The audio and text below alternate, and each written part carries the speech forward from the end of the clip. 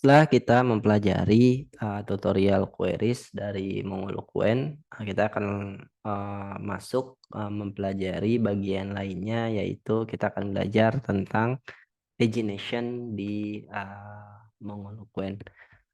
Sebenarnya cukup simpel untuk penggunaan pagination di Mongologuen. Jadi teman-teman cukup panggil metode paginate, lalu teman-teman masukin page berapa sama per page-nya teman-teman mau menampilkan berapa data.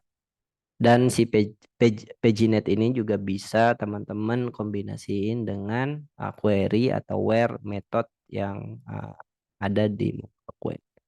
Jadi misalkan kita mau query dulu teman-teman lalu hasilnya mau di paginet juga itu bisa. Kita akan langsung contohkan bagaimana cara penggunaannya. Tapi sebelum itu di sini kita lihat dulu paginet resultnya ini seperti ini ya. Nanti ada objek, lalu di sini data-data atau record-recordnya akan disimpan di properti data, lalu ada juga metadatanya. Di sini ada total datanya berapa, page-nya berapa, lalu per page-nya berapa, sama last page-nya ada berapa. Di last page-nya ada di page berapa intinya kayak gitu. Jadi ini merupakan bentuk data yang dikembalikan oleh si paginet method. Nah, di sini kita akan balik ke bagian data kita karena data kita di sini udah dihapus. Jadi kalau teman-teman intip, nih datanya kosong, kita akan coba langsung rubah di bagian database-nya. Sini misalkan jadi false is delete-nya. Lalu di sini juga kita jadi false, jadiin false tapi delete. Dan di sini harusnya ketika kita ini datanya udah kembali lagi teman-teman. Nah, di sini mungkin biar nanti datanya jadi lebih cantik, lebih banyak, saya akan coba tambahkan data yang lain. Misalnya di sini ada Udin, Kosasi, ada John. Kita tambahkan sama ada John. Oke. Harusnya sekarang datanya ada lebih banyak, ada bukan cuma dua, harusnya udah ada 4 ya datanya ya. Ada Odin, Kosasi, John, sama Du. Nah, sekarang kita akan coba menggunakan metode paginate di bagian atau kita bikin metode baru untuk menggunakan pagination ya. Di sini berarti static paginate terus asing paginate rec dan juga res. Lalu di sini jangan lupa pakai try catch teman-teman. Di sini. Di sini kita console.log error. Lalu jangan lupa di bagian sininya kita biar lebih dinamis kita akan mengambil datanya dari parameter ya ada page. Sini berarti yang kedua ada per page atau bisa juga limit juga boleh namanya. Di sini berarti rex.param. Kalau udah berarti di sini kita bisa const user sama dengan white user dot paginet.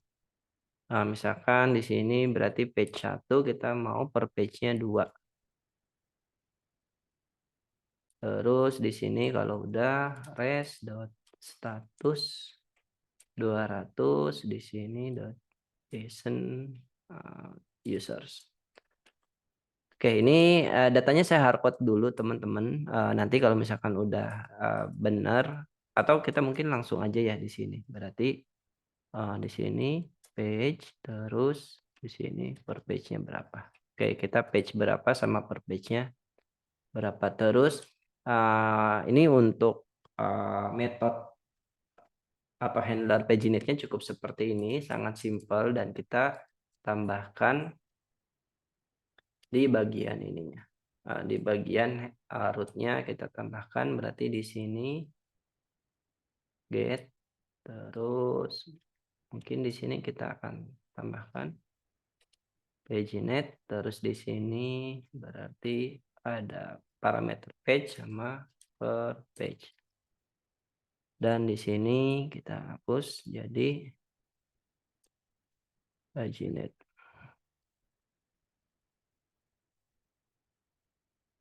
Oke, harusnya udah untuk handlernya. Jadi di sini path-nya seperti ini, ada slash paginate, terus di sini ada parameter page sama per page-nya. Dan di bagian user controllernya di sini kita akan ambil datanya biar dinamis, page sama per page-nya, terus kita akan passing dia ke dalam method paginate. Dan harusnya nanti datanya sesuai dengan yang di dokumentasi si MongoLoquent-nya. Sis di sini ya, datanya harusnya seperti ini. Oke, kita akan coba berarti di sini kita akan tambahkan root baru. Berarti di sini user slash paginate terus slash 1 slash per page-nya misalkan 1. Di sini berarti harusnya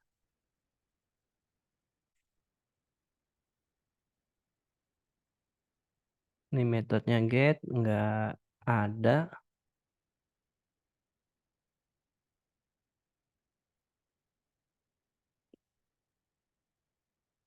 Oke, dia bilang di sini argumennya invalid, dia perlunya number gitu. Dan sedangkan yang kita passing adalah sebuah string. Jadi ini kita perlu convert dulu dua-duanya. Convertnya bisa seperti ini atau teman-teman mau menggunakan metode number dari JavaScript-nya juga boleh. Misalkan di sini page, terus ini juga bisa seperti ini.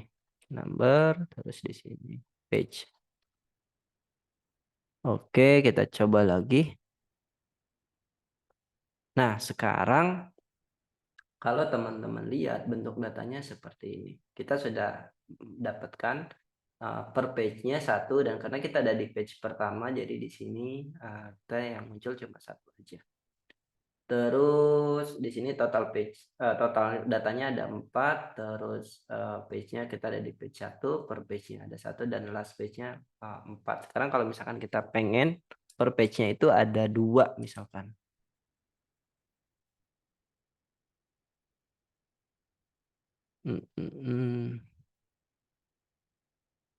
Per page 2 plus 2.